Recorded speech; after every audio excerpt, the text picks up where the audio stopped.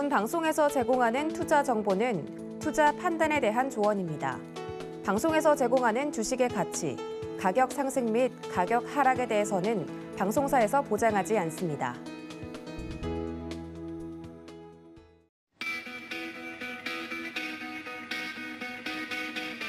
안녕하세요. 고수익 작전 타임의 이수연입니다. 자, 주말 잘 쉬셨나요? 주말 잘 보내고 또 다시 월요일장이 돌아왔습니다. 이번 주는 추석 전에 마지막 일주일인데 이번 주 아마도 이 수급 공백으로 인해서 변동성 장세가 예상될 것이고 또 관망세 또한 짙어질 것으로 예상이 되고 있습니다. 지난주에는 플랫폼 규제 여파 때문에 코스피 등락이 굉장히 심했는데 한 주 동안 코스피 시장은 2.35% 하락하면서 3,125선에서 거래 마쳤습니다. 이번 주도 박스권 장세가 예상되는 만큼 그에 대한 단단한 대응 작전들 준비하셔야겠습니다. 또 지난주 미국도 마찬가지로 일제히 약세를 보였습니다. 특히 다우존스 지수가 5거래일 연속 좀 하락을 했는데 게다가 애플의 주가가 폭락하면서 이 기술주들도 한번 위협을 받기도 했습니다. 이번 주는 또 미국과 중국에서 중요한 경제 지표들 발표 앞두고 있는데요. 이번 주 변동성에 잘 대응하시려면 저희와 함께 하시면 좋겠습니다. 고수익 작전 타임 지금 출발합니다. 네, 오늘의 투자 작전입니다. 신승용의 작전 키워드 시간에서는 규제 리스크 및 5가지 정점 이슈 짚어보도록 하겠습니다. 지금 시장에서 가장 큰 영향을 주는 그런 이슈들인데 첫 번째로 말씀드렸던 것처럼 플랫폼 규제가 강화되면서 이 리스크를 어떻게 견뎌내야 하는지 말씀드리겠고요. 또 5가지 정점 이슈 시장에 존재하고 있습니다. 어떤 것인지 자세한 분석 들어보도록 하겠습니다. 허반석의 작전 리포트 시간. 이번 주는 코스닥 스몰캡 종목들에 대해서 한번 알아보도록 하겠습니다. 이 성장 산업에 대한 포트폴리오를 구축해라라고 나와 있는데 지금 시장 코스피에서 이 빅 기업들, 큰 시가총액이 큰 기업들에 투자하기보다는 이 성장 산업에 어떤 종목들이 있는지 한번 살펴보고 그에 맞는 포트폴리오 구축 방법 한번 설명 들어보도록 하겠습니다. 이주연의 주유소 포트 시간. 오늘은 코오롱 3형제에 대해서 알아보도록 하겠습니다. 네, 수소 섹터가 지금 크게 각광받고 있는데 수소와 풍력 신사업 모멘텀이 확보가 됐다고 합니다. 코오롱에 대한 주가도 그에 알맞게 좀 상승하는 모습 보여줬는데요. 이에 대한 분석 자세하게 들어보도록 하겠습니다.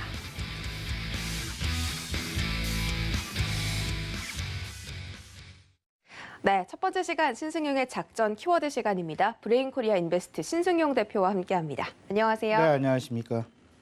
네, 이렇게 월요일마다 항상 스튜디오로 나와주셔서 한 주간의 이슈들 한번 살펴보는 시간이죠. 첫 번째 키워드 바로 확인하시죠. 네, 오늘의 첫 번째 키워드는 규제 리스크입니다. 네, 지난주에 이 카카오와 네이버에 대한 금융당국과 이 정책 여파로 인해서 카카오가 이틀 동안 17%나 급락세를 보였습니다. 네이버나 카카오가 특히 우리 개인 투자자분들이 좀 많이 몸담그고 있는 종목이잖아요. 그래서 좀 대응이 필요한 것 같고 이렇게 앞으로도 정부에서 예상치 못하게 규제를 내놓는다면 우리 개인 투자자분들 정말 속수무책으로 당해야 하는 거 아닐까요? 그렇죠. 네, 그래서 이에 대한 좀 대응 방법 좀 설명 주시죠. 예, 좀 말씀하셨던 대로 지난주 우리 시청자 여러분들 사실상 상당 부분 큰 어떤 그 좀 심란한 그런 상황 처하지 않았나라는 그런 생각 좀 가져보게 되는데요. 실질적으로 예상치 못한 정부의 어떤 그 강경 대응 이런 부분들이 잘 나가고 있는 주식시장에 혹여나 좀 찬물을 끼얹는 것은 아닌지라는 그런 우려감마저도 좀 드는 상황입니다. 실질적으로 우리나라의 플랫폼과 관련된 규제 리스크가 생기기 직전에는요, 실질적으로 중국에서 사실상 조금씩 이런 그 산업에 대한 규제 강화 실질적으로 나타나면서 혹여나 우리 시장으로까지의 영향 가능성까지도 대두되었던 그런 상황, 좀 전개되었던 부분 우리가 분명히 기억할 수 있을 것 같습니다. 한국, 중국, 그리고 더 나아가서는 사실상 미국에서도 실질적으로 규제와 관련된 움직임, 물밑에서 조금씩 진행이 되고 있다라는 부분 꼭 좀 기억해 두시고 이러한 규제 리스크와 관련된 부분 미리미리 조금씩 대비해 나가는 그런 전략 필요해 보인다. 분명하게 말씀을 좀 드립니다. 분명한 것, 우리 시장만의 규제가 아니다라는 점. 미국과 중국에서도 이런 산업에 대한 규제 강화 움직임 나타나고 있다라는 부분, 소위 말하는 타산지석으로 좀 삼아봐야 되겠다라는 점 다시 한번 좀 강조해 드리면서요. 국내 플랫폼 산업에 대한 규제 강화 움직임 급격하게 시장을 덮치는 그런 모습, 그런 형국 다가왔었습니다. 금융당국의 어떤 그 해석, 논란 이런 부분들이 실질적으로 파장으로 다가오면서 큰 영향을 주는 그런 모습이었는데요. 금융상품 플랫폼에 대해서 어떤 그 소개 부분을 오히려 광고로 인식하는 부분이 아니라 그 중개로 인식을 하면서 실질적으로 시장 내 상당 부분 영향을 미쳤다. 산업에 대한 규제 강화로 실질적으로 시장은 평가하고 있다라는 부분. 이에 따라서 대형 플랫폼 기업들 사실상 조금씩 좀 불안해지는 그런 모습. 물론 지난 금요일 큰 폭락을 견뎌내면서 사실상 이제 그 반등에 성공해 나가는 그런 모습이었는데 아직 반등에 실질적으로 성공했다라고 단언하기에는 없지 않아 좀 부족한 면이 많이 있다. 아직 진행되어지는 바를 좀 살펴봐야 되겠다라는 부분 분명하게 좀 말씀을 좀 드려봅니다. 여기에 우리 경험을 한 부분이죠. 중국에서 계속되는 어떤 그 산업에 대한 규제 강화 부분, 교육에 대한 규제가 최근 들어서 시작이 되어서 이미 상당 부분 영향을 끼쳤었고요. 온라인 게임에 대한 규제 역시 우리 시청자들 다들 알고 계시는 이슈가 아닐까 생각이 됩니다.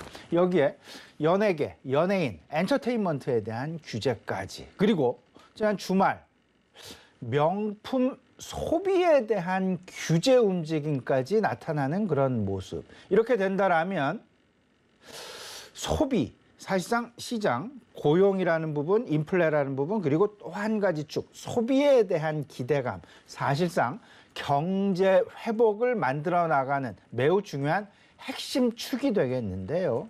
이런 경제, 이런 그 소비마저도 물론 이제 그 명품이라는 부분으로 조금 좀 그 제한을 두고는 있습니다만은 전반적으로 어떤 그 소비 규제까지 어떤 그 폭을 넓혀 나간다라는 부분 생각을 좀 해본다라면 전방위적인 그 정부들의 어떤 그 시장으로의 개입 상황 우리가 느낄 수 있지 않나 생각이 됩니다.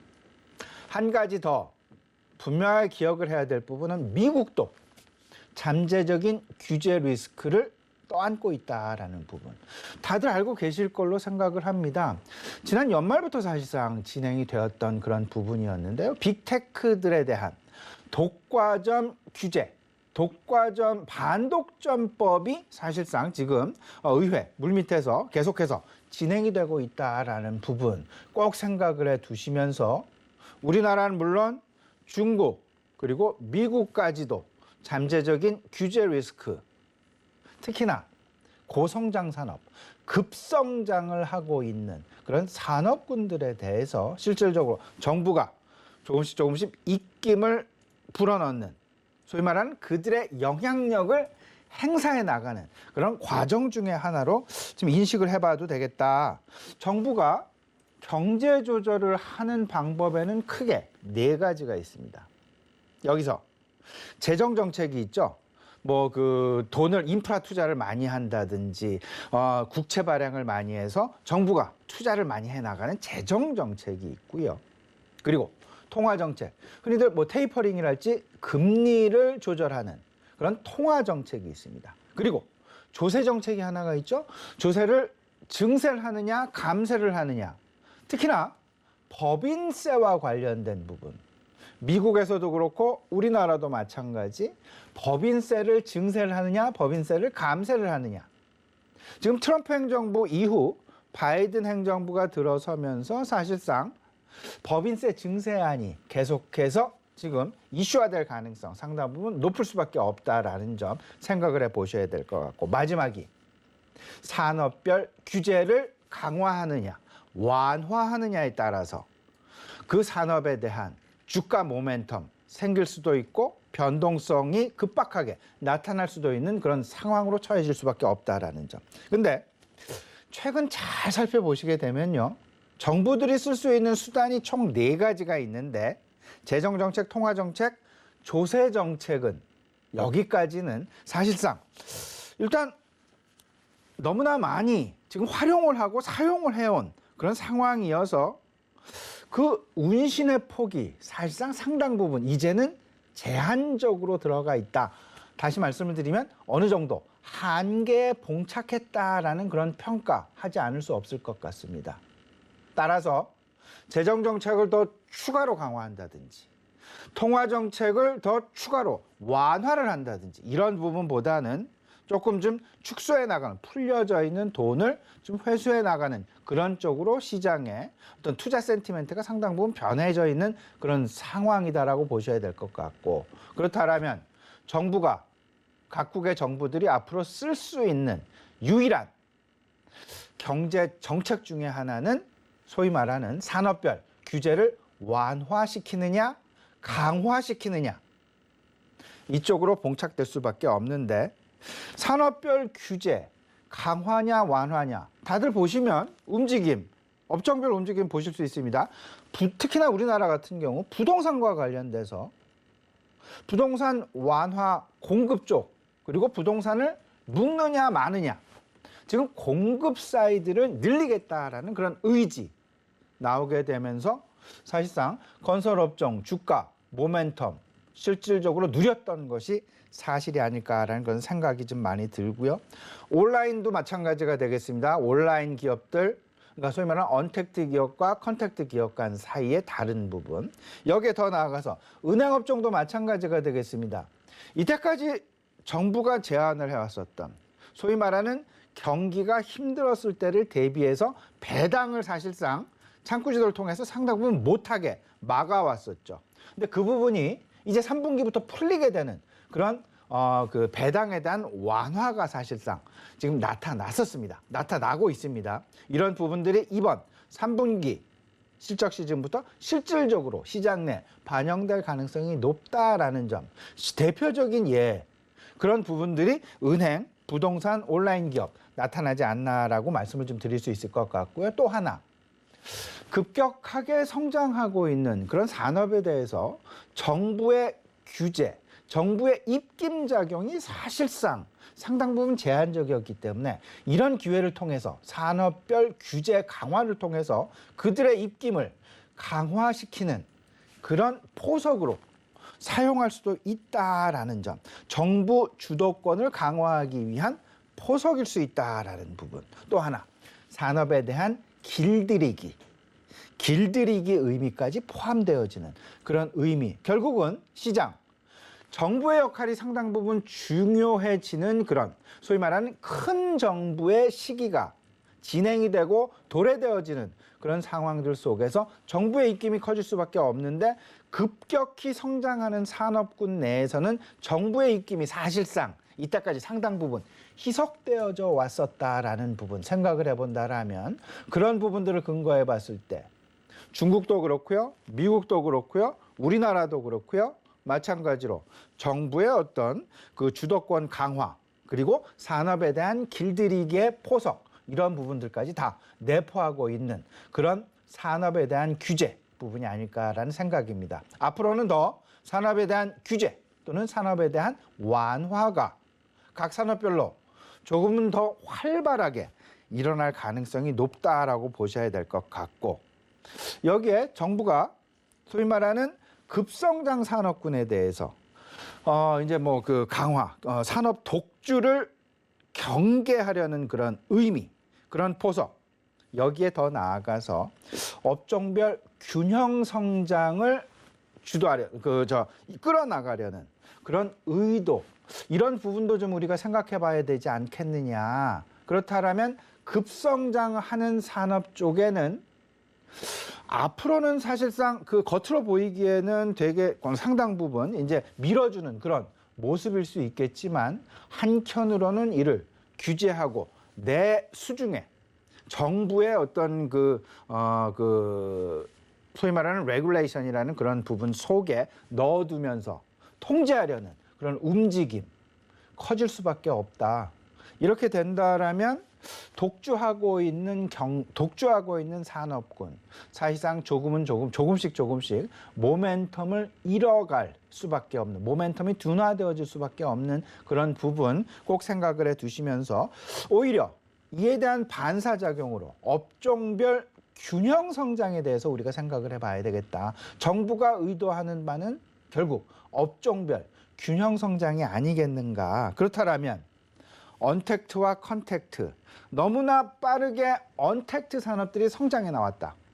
그럼 컨택트 산업들에 대해서도 우리가 정부가 컨택트 산업을 그렇다고 버리지는 않을 것이다. 분명히 균형 성장을 유도해 나갈 것이다 라는 부분 생각을 해보면서 경기 민감주, 소비주, 소재주에 대한 관심 여전히 유효하다라는 말씀 좀 드려보고요.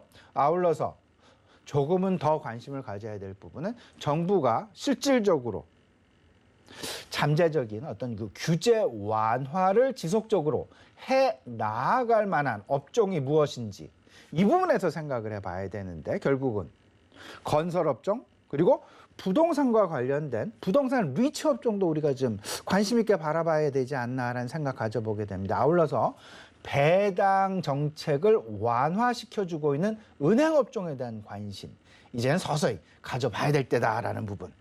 실질적으로 규제를 강화하는 업종이 있는 반면 규제를 완화하는 업종이 있는데 그 완화시켜주는 그런 업종에 대해서 우리가 이 기회를 통해서 관심을 가져보자라는 부분 말씀을 좀 드려보겠습니다. 네, 규제를 하는 섹터가 있는 반면에 또 완화를 하는 그런 산업도 있다고 합니다. 부동산과 건설 관심 가지라고 또 말씀해 주셨고, 정말 지금 이 시장에서 이렇게 규제가 많은지 몰랐습니다. 이 규제에 대해서 어떻게 대응하고 또 어떤 섹터군 관심 가지면 좋을지 우리 신승용 대표님과 이야기 나눠봤습니다. 두 번째 키워드 확인하시죠.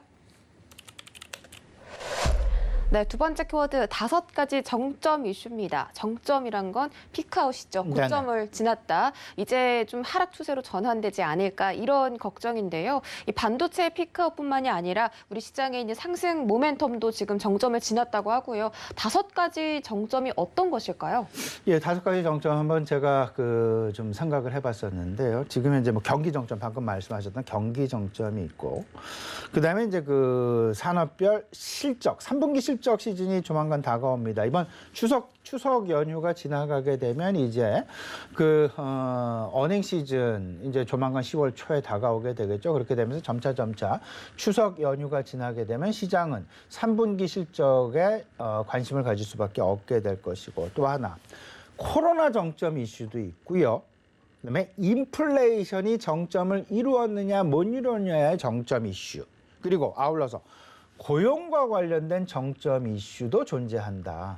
근데 이 5가지 중에서 지금 갸우뚱한 부분이 첫 번째 경기 정점이라는 부분과 3분기 실적 시즌이라는 정점이 있을 것 같고요. 그다음에 아직 정점을 통과하지 않았다라고 생각을 하는 것이 실질적으로 코로나 정점 이슈와 인플레이션 정점 이슈, 그리고 고용과 관련된 정점 이슈가 되겠습니다. 고용과 관련된 정점 이슈는 아무래도 완전 실업률에 다다를 때까지는 고용 정점 이슈는 아직 미진하다라는 쪽으로 계속해서 고용 개선을 시장은 기대해 나가는 그런 모습일 수밖에 없을 것 같고요. 인플레이션, 특히나 이번 주 같은 경우 미국의 지난 주말 생산자 물가 발표 직후 실질적으로 시장은 다소간 조금 좀 인플레에 대한 우려감이 커지는 그런 모습이었죠.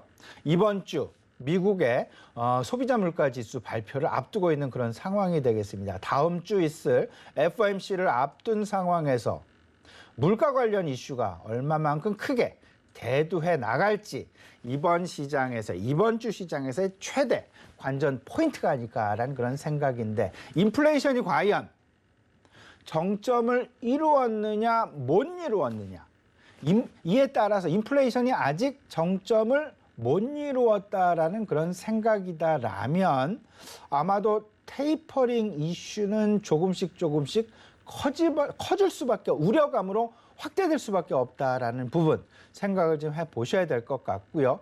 인플레이션이라는 부분이 정점을 지났다라는 평가, 이런 부분들이 나오게 된다라면 이제 시장은 사실상 유동성 장세에서 실적 장세로, 그리고 어찌 보면 유동성의 정상화 과정이 이미 시작했다라는 그런 평가가 우세해지면서 테이퍼링에 대한 우려감은 조금씩 잦아들어갈 수 있다라는 부분으로 해석을 분명히 해둘 수 있을 것 같습니다.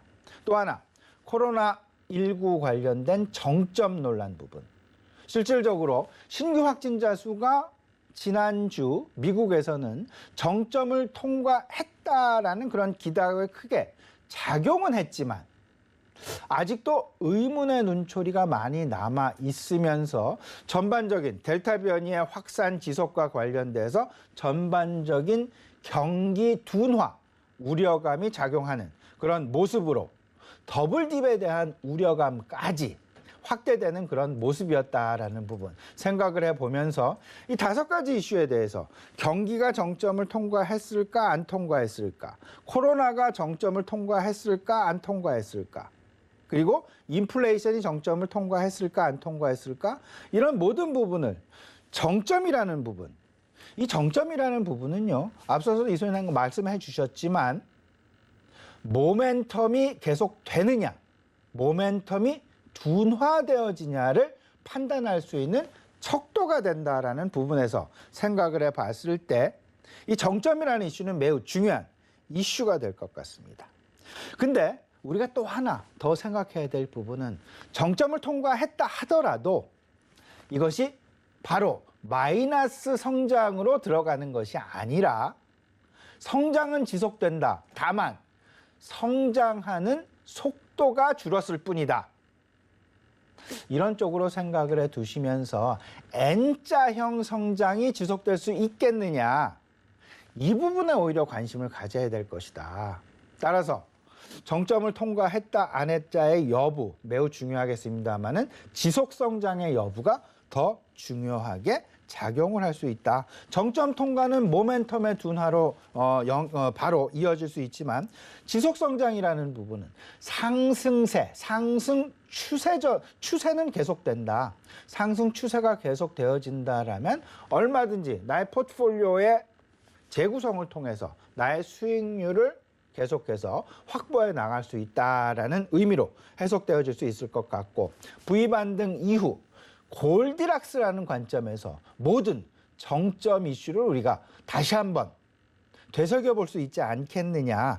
모멘텀보다는 지속성장에 오히려 관심을 가지면서 너무 뜨겁지도 너무 식지도 않는 골디락스 상황에서의 정점 이슈를 다시 한번 해석해보자라는 의미 분명히 가질 필요가 있어 보입니다. 결국 궁극적인 관심 사항은 성장이 지속되느냐 안 되느냐의 여부일 것이고, 그 부분은 이번 주 발표되는 물가 부분도 있겠습니다만은 소비 지표의 상당 부분 우리가 관심을 가져야 될 것이다. 결국 성장은 소비와 밀접하게 영향을 미칠 수밖에 없고, 이 소비 개선세는 결국은 매우 중요한 핵심 경제 지표인 고용에도 영향을 미치게 되고, 투자에도 영향을 미치게 되고, 물가에도 영향을 미칠 수밖에 없다.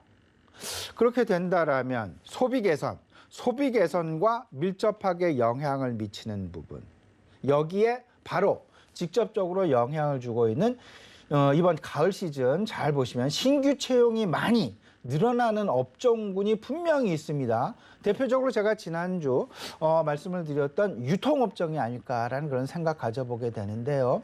유통업종 미리 대비를 하고 있습니다. 신규 채용이 상당 부분 늘어나고 있습니다. 신규 채용이 늘어나고 있다라는 부분은 그만큼 매출의 확대를 예견하고 구인을 신규 채용을 늘린다라는 이야기고, 신규 채용이 늘어난다라는 이야기는 그만큼 매출 확대와 동반하면서 투자도 향후 늘어나게 된다. 결국 경기 선순환의 시작점이 될 수밖에 없다라는 부분 생각을 해보시면서 소비 개선세가 유지되고 신규 채용이 많이 늘어나게 되는 이런 중간 경로에 우리가 먼저 관심을 좀 가져봐야 되지 않을까. 결국 다시 한번 말씀을 드리지만 선진국향 수출주, 유통주, 그리고 이에 대한 운송을 담당하고 있는 해운 업종, 이 모든 것이 사실상 일목요연하게 중간 경로로서 우리가 관심을 가져야 될 만한 소비와 관련된 경기 개선, 이와 연결이 되어 있는 중간 경로로서 우리가 분명히 생각해 봐야 되겠다라는 부분 다시 한번 말씀드립니다. 네, 모멘텀이 있느냐 없느냐가 중요한 이유가 주식시장이 이제 꿈과 희망을 먹고 자라나는 그런 시장이잖아요. 근데 이 모멘텀이 없다면 이 투자자들도 내가 왜 투자를 해야 할까 이런 의문이 들 수가 있기 때문에 어떤 섹터에서 어떤 성장성이 좀 유지되는지를 함께 살펴보시면 좋겠습니다. 자, 이번 주 시장 한번 짚어보도록 할 텐데 시장 내에서 두 가지 우려감이 확산이 되고 있습니다. 코로나 델타 변이 확산 그리고 스태그플레이션 우려인데 이 경기 불황 속에서도 물가 상승 계속되고 있습니다. 미국에서도 이 스태그플레이션 계속 좀 언급이 되고 있는 상태고 이번 주에 이 미국의 소비자 물가지수 그리고 소매 판매가 발표 예정인 만큼 이번 주도 변동성 중요하게 좀 여겨야 될 것 같습니다. 설명 좀 해주시죠. 사실상 지난주 금요일 날 미국 시장이 3대 지수가 모두 하락을 하면서 특히나 그 컨택트 관련주들, 항공주들에 대한 하락이 크게 나타나게 되면서 실질적으로 경기 불황이 다시금 시작이 되는 것은 아닌지, 그리고 공급단에 공급의 병목 현상이 나타나게 되면서 여기에 물가는 치솟는 그런 상황이 나타나게 되고 델타 변이 확산과 맞물리게 되면서 고용 시장으로의 악영향까지도 동시다발적으로 생기게 되면서 실질적으로 방금 말씀하셨던 경기 상황에서의 최악의 상황이죠. 스태그플레이션에 대한 우려감 조금씩 나타나게 되는, 확대되어지는, 확산되어지는 그런 모습이었다라는 부분. 지난 주말 미국 시장을 살펴보시게 되면 사실상 언택트 관련주와 컨택트 관련주들이 동시다발적으로 하락하는 그런 모습이 나타났었습니다. 이 부분은 결국은 경기와 관련된 변동성에 대한 우려감이 크게 작용하였다라는 부분으로 해석이 가능할 것 같고요. 여기에 바로 직격탄을 날린 부분은 델타 변이의 확산에 따른 경기 둔화 우려감과 또 하나 물가의 상승률 자체가 생산자 물가 지수가 7월 달에 이어서 사상 최고치를 보이게 되면서 연율로 무려 8%가 넘게 급등하는 그런 모습 나타나게 되면서 이런 부분들이 결국 시장 내 악영향을 미칠 그럴 상황이 크지 않겠느냐라는 우려감. 여기에 실질적으로 다음 주에 있을 FOMC, 9월 FOMC, 실질적으로 9월 FOMC 사실상 11월, 12월로 테이퍼링이 늦춰진다라고 시장의 전망이 나타났지만 이런 지표들이, 이런 물가 지표, 그리고 이런 부분들이, 이런 경제 현상들이 나타나게 된다라면 혹여나 급작스럽게 테이퍼링이 일단 시작하는 것은 아닌가라는 우려감마저도 자들게 하는 그런 모습이 지난주 금요일 미국 시장의 모습이었다라는 점. 우리 시장 이번 주 상당히 조금 좀 조심해야 되는 그런 보수적 견지에서의 대응이 필요해 보인다라는 말씀 분명하게 드려보고요. 다음 주 우리 추석 기간, 추석 연휴 끝나자마자 거의 마지막쯤에 끝나자마자 미국의 FOMC 예정이 되어 있는 그런 상황이 되겠습니다. 그 상황들 속에서 이번 주 나올 사실상 미국의 소비 지표와 미국의 소비자 물가 지표가 사실상 상당 부분 크게 영향을 미칠 수밖에 없는 그런 상황. 이런 부분들 생각을 해보시면서 미국 시장의 움직임이 우리 시장에 이번 주 상당 부분 영향을 미칠 수밖에 없는 그런 모습이다라는 점 생각을 해두시면서 이슈별 차별화에 대한 관심 계속해서 가져보자. 여전히 백신에 따른 언택트와 컨택트에 대한 그런 어떤 그 차별화, 그리고 성장성과 관련된 미국향, 중국향 차별화, 여기에 더 나아가서 저는 개인적으로는 사실은 이번 주에 있을 미국의 애플사의 아이폰 13 언팩 행사, 사실상 이와 관련된 신제품 출시 모멘텀과 관련해서 실질적으로 이 부분이 오히려 유일한 어떤 그 종목장 전개에 대한 이벤트 내지는 이슈가 아닐까라는 부분 조심스럽게 말씀을 좀 드려보니까요. 이번 주 우리 시청자 여러분은 추석을 앞둔 상황에서 나의 포트폴리오 일단 조심스럽게 추가적인 매수보다는 일단은 좀 관망 또는 내가 가진 포트폴리오 중에서 미리 일단은 조금은 좀 수익을 보고 있는 종목군이라면 미리 좀 매도해 놓고 현금 확보 쪽에 나서시는 것이 조금은 이번 주 대응 전략 중에 유리한 전략이 아닐까 시청자 여러분께 조심스럽게 말씀드려봅니다. 네. 저도 이제 대표님 말씀에 좀 동감하는 바가 있고 이 현금 확보 전략이 좀 필요할 것 같습니다. 시장이 흔들리거나 좀 관망세가 짙을 때는 한 발짝 물러나서 지켜보다가 다시 좀 상승할 때 그런 들어가는 전략도 좋을 것 같죠. 지금까지 브레인코리아 인베스트 신승용 대표와 함께했습니다. 고맙습니다.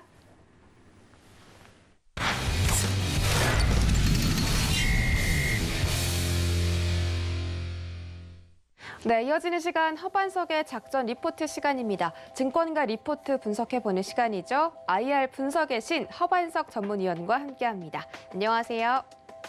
네, 안녕하세요. 네, 반갑습니다.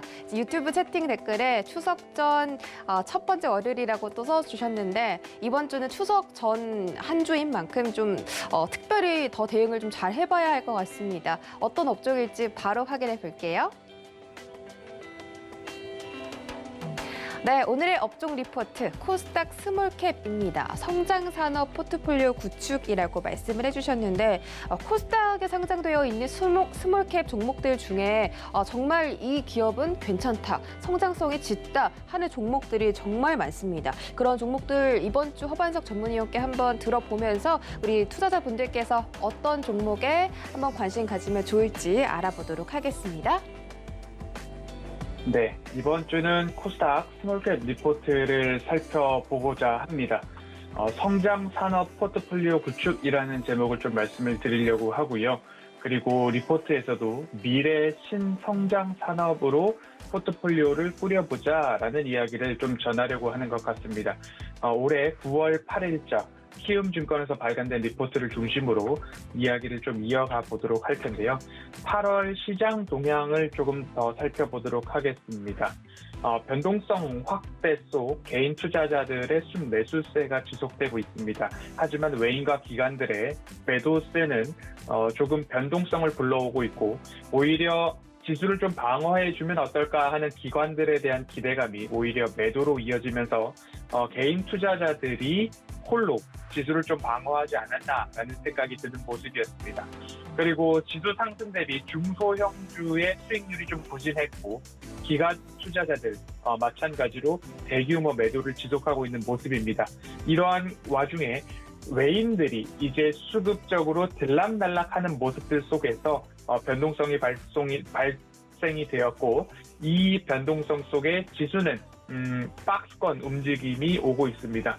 이 지수들의 고점과 저점을 살펴보니까 플러스 마이너스 100포인트 이내로 위아래 움직임을 보이면서 조금 변동폭이 크지 않았나라는 8월과 그리고 9월 현재까지 시장 움직임이 이어지고 있습니다.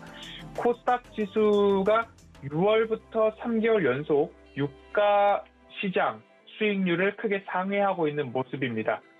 코스닥 상승분의 약 82% 시총 상위 기업이 좀 차지를 하고 있었고요. 셀트리온 헬스케어가 8.3% 상승, 셀트리온 제약이 13.4% 상승, HLB가 44.9% 상승을 보이면서 이렇게 코스닥 상승분의 80% 이상을 시총 상위 기업들이 대부분 차지했다라고 보실 수 있고요. 상승 종목수 대비 하락 종목수가 그렇기 때문에 절대적으로 많았다라고 보시면 좋겠습니다. 대부분 그러니까 개별 종목 장세 지속에도 불구하고 2차 전지 소재 기업을 제외하면 뚜렷한 주도 업종이 없었다. 시총 상위주들이 상승을 주도했고 그렇기 때문에 하락 종목수가 더 많았고 그러면 개인 투자자분들께서는 체감상 코스닥 상승이 그렇게 좋았다고 반문할 수 있는 시장의 모습이었다라는 말씀을 좀 드릴 수 있을 것 같습니다. 코스닥 시장의 주요 매수 주체는 개인 투자자였고요. 개인 투자자의 순 매수 규모가 1조 5천억 원 수준이었고요. 기관 투자자의 순 매도 규모는 1조 2천억 원 수준이었습니다. 결국 양 시장의 대부분의 지수 방어를 개인 투자자분들이 해 주었다라고 보실 수 있을 것 같고요. 신용잔고가 최대치를 좀 경신을 하고 있습니다. 신용잔고를 보면 코스피는 13조 4천억 원으로 전월 대비 1% 이상 성장을 하였고요. 늘어났고요. 코스닥도 11조 4천억 원으로 전월 대비 3% 가까운 상승을 보여주었습니다.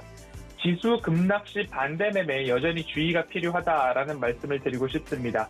시간이 내 편이라는 그러한 말씀을 좀 드렸는데요.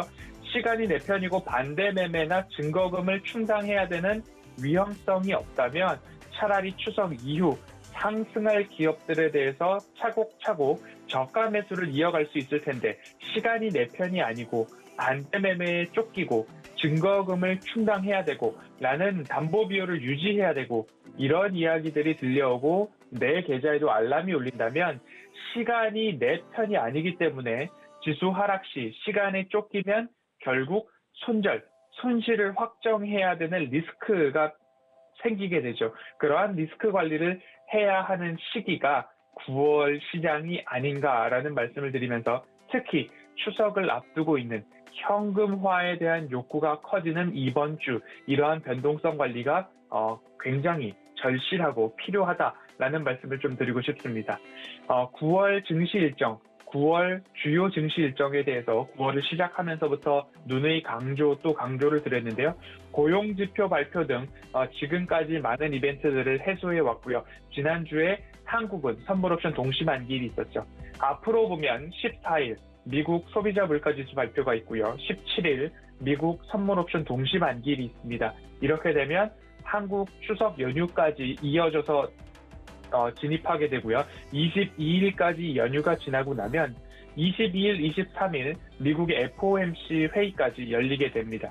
이러한 일정들 지금까지도 9월 매주마다 이벤트들이 많았습니다. 하지만 이번 주도 그렇고 다음 주도 그렇고 FOMC 회의까지 끊임없이 매주마다 굵직굵직한 이벤트들이 있는 9월 증시이기 때문에 개인 투자자들 매수 여력이 무한하지 않다. 매수 여력이 혹시 대출 또는 빚으로부터 온 자본력이라면 9월 증시는 굉장히 어려울 수 있다라는 말씀 드려오고 있습니다. 현금 비중을 9월 말까지 잘 분산해서 계획을 하셨으면 좋겠다라는 말씀 드리고요. 9월 시장의 조정을 통해서 저가 매수가 가능한 기업들이 있다면 9월 말까지는 저가 매수 포인트로 삼아볼 수 있다. 지금 현금화를 하는 부분들도 있겠지만 차라리 주유소 포트폴리오를 9월 초부터 미리미리 현금화를 했던 저의 스탠스를 조금 참고하고 계셨던 분들이라면 조금 더 많은 현금 비중을 차지를 하고 계실 수 있다라는 기조 아래 말씀을 드려본다면 9월 말까지는 저가 매수 포인트로 조금 현금 비중을 잘 분산해 놓으셔서 활용을 해보시면 어떨까라는 말씀을 드릴 수 있고요.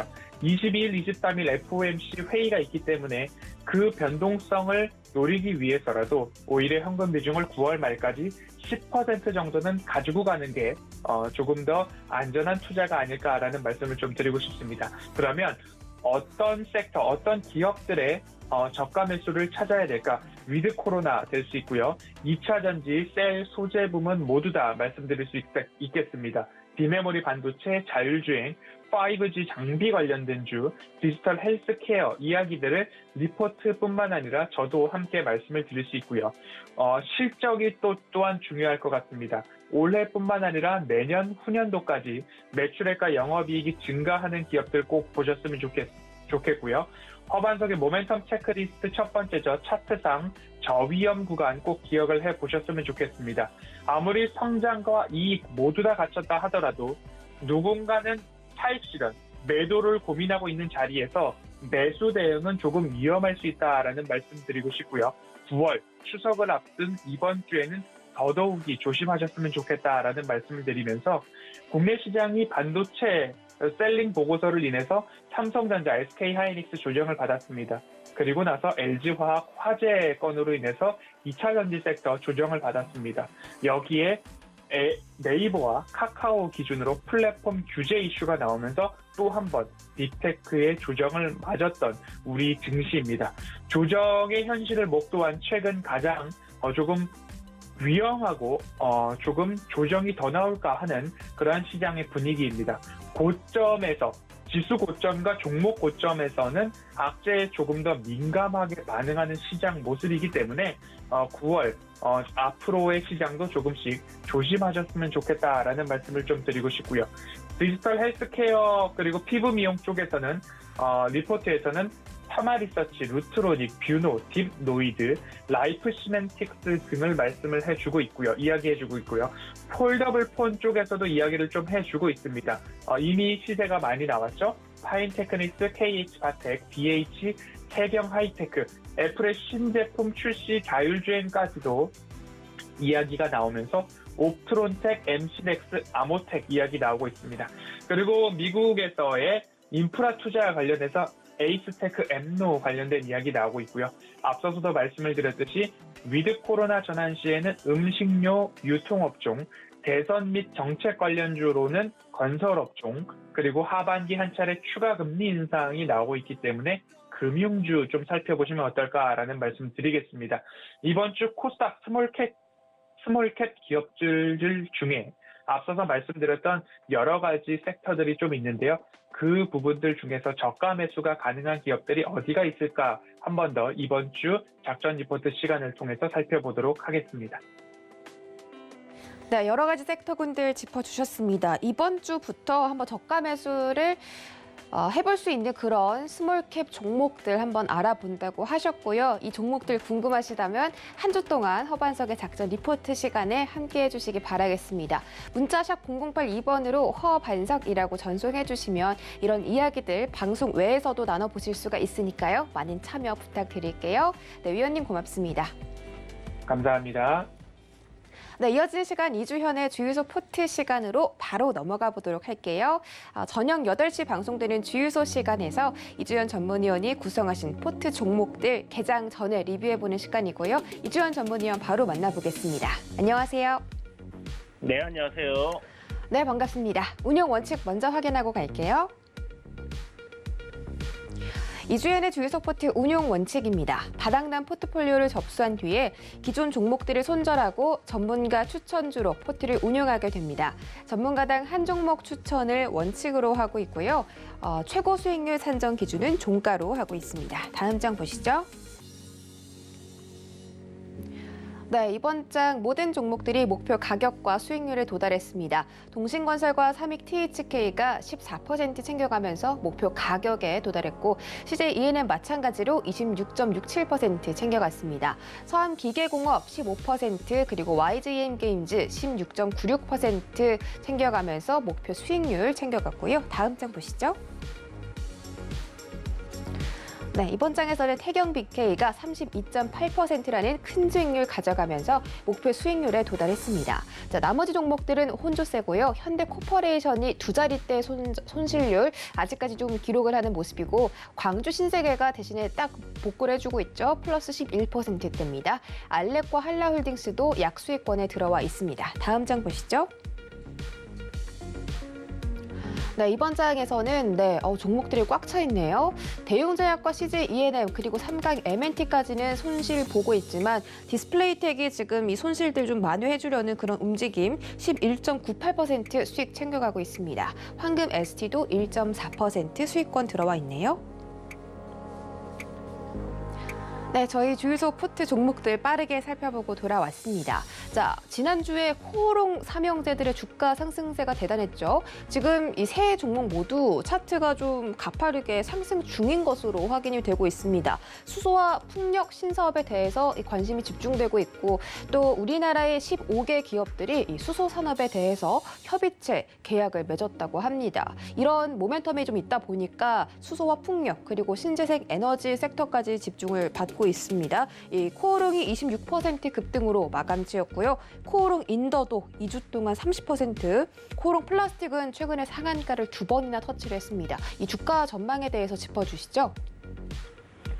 네, 좀 전에 이제 말씀하신 것처럼 국내에서 이제 수소 경제 활성화를 좀 시킨다라는 관점으로 대기업 한 15군데에서 이제 비즈니스 서밋, H2 비즈니스 서밋이라고 해서 코리아 H2 그러니까 이제 한국 수소 경제를 위한 뭐 그런 모임을 만들었다라고 생각을 하시면 될 것 같습니다. 여기 이제 8월 출범을 했는데 좀 전에 이제 이야기하셨던 이제 코오롱이라든지 코오롱 플라스틱, 코오롱 글로벌 이제 요 세 기업이 이제 굉장히 좀 주가가 가파르게 이제 상승을 좀 했어요.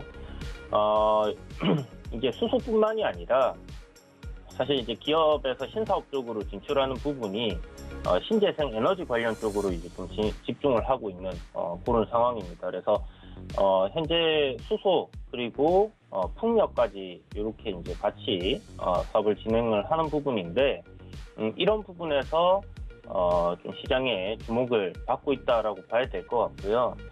지난번에 제가 이제 이 신재생 에너지 관련주들의 주가 흐름이 좀 괜찮아지고 있다라고 이야기 드리면서 OCI 그다음에 CS 윈드, 3강 MNT 이런 부분들을 이제 좀 봤었는데 기존에 이제 좀 많이 신재생 에너지로 상승해 있던 종목이 아니라 아직 저점권에서 그렇게 시세 분출이 크게 나오지 않았던 종목들 위주로 시장이 좀 집중을 하는 듯한 그런 모습을 보여주고 있다라고 생각을 하시면 될 것 같고요. 코오롱 플라스틱 같은 경우는 이제 실적적인 부분 굉장히 좋아지고 있는 상황이고 올해 아마 역대 최대 실적이 나올 것 같은데 현재는 급등 이후에 이제 단기 과열로 들어가 있는 상황입니다. 그러다 보니까 제 생각에는 이제 후발주, 그러니까 코오롱 플라스틱이 지금 이 세 종목 중에 흐름을 보게 되면 대장이라면 두 번째는 이제 코오롱 글로벌이 될 거고요. 그리고 코오롱까지 이제 단기 과열에 들어가면서 이런 기존에 있던 종목들 내에서의 키 맞추기가 좀 이루어지는 게 아닌가라고 좀 생각을 해볼 수 있을 것 같습니다. 전체적으로 차트적인 흐름 굉장히 좋았고요. 저항권을 돌파하는 위치에서의 강한 시세 분출, 지속적인 좀 상승이 예상된다라고 봐야 되는 부분이고, 코오롱 플라스틱이야 단기 과열이 오늘까지 진행이 되는 부분이기 때문에 한 내일 정도 저가 매수 단기적으로 노려볼 만하지 않겠나라는 생각이 들고요. 코오롱 글로벌 같은 경우는 상승 추세 유지를 할 가능성이 좀 높다라는 생각이 듭니다. 그래서 오늘 만약 눌림 나온다면 역시나 좀 저점 매수 충분히 노려볼 수 있는 그런 기업이고 기대 수익률을 너무 크게 일단 잡기보다는 단기적인 관점으로 좀 접근을 하시는 게 일단은 좋겠다 이렇게 말씀드리겠습니다. 워낙 이제 좀 시총이 코오롱 플라스틱이라든지 코오롱 글로벌이라든지 코오롱이라든지 이렇게 이제 이름은 대기업이지만 우리가 알고 있는 2조, 3조짜리 이런 기업들보다는 시총이 굉장히 좀 이제 낮다 보니까 가볍게 움직일 수 있다라는 그런 장점도 분명히 있습니다. 그래서 이렇게 긴 관점의 종목을 공략하기에는 일단 타이밍상 좋지 않은 위치이기 때문에 짧게 여러분들이 충분히 수익을 낼 수 있는 그런 구간이다. 그래서 시세가 가파르게 이제 상승을 하는 그런 위치에 놓여 있기 때문에 최대한 저점을 노려보시고 공략을 해보시는 게 좋겠다. 그래서 조정이 조금 나온다 하면 구조정을 지켜보시면서 최대한 분할로 저점 매수를 노린다고 하면 나쁘진 않을 것 같다라는 생각이 드는데요. 금요일날 일단 반등 시세가 한 번씩 좀 나와주면서 시장이 좀 그렇게 썩 좋지는 않았잖아요. 그렇기 때문에 오장에 좀 반등 시세가 강하게 나오면서 밀린 부분이 있기 때문에 조정을 좀 염두에 두시고 내려올 때는 어떤 구간에서 어떻게 분할로 내가 매수를 이어가야겠구나라는 그런 생각을 조금 잡아두시고 접근을 하시는 게 좋을 것 같습니다. 그래서 무턱대고 바로 접근하기보다는 못해도 한 5% 이상의 조정들은 기다려보시고 천천히 신중하게 접근해 보신다면 괜찮은 단기적인 수익을 줄 수 있는 종목들이 아닌가라는 생각이 듭니다. 네, 단기적인 수익이 가능하다라고 말씀해 주셨고 지금 당장 좀 급등하는 차트에 몸을 담기보다는 5% 내외로 저가 매수를 노려보자라고 전략을 세워주셨습니다. 아직까지 모멘텀이 좀 살아있는 만큼 눈여겨보시면 좋겠고요. 이주연 위원님과 함께 해봤습니다. 문자 샵 0082번으로 이주현이라고 전송해 주시면 지금 이야기들보다 더 재밌고 생생한 주식 정보들 얻어가실 수 있습니다. 네, 위원님 분석 고맙습니다. 네, 감사합니다. 네, 1시간 동안 정말 빠르게 고수익 작전 타임에서 알찬 전략들 세워드렸습니다. 저희는 잠시 뒤 순간포착 매매 시그널로 돌아오겠습니다. 고맙습니다.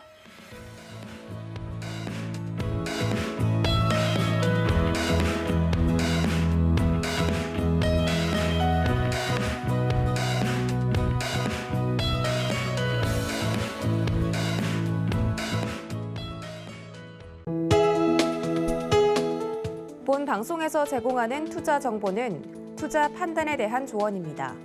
방송에서 제공하는 주식의 가치, 가격 상승 및 가격 하락에 대해서는 방송사에서 보장하지 않습니다.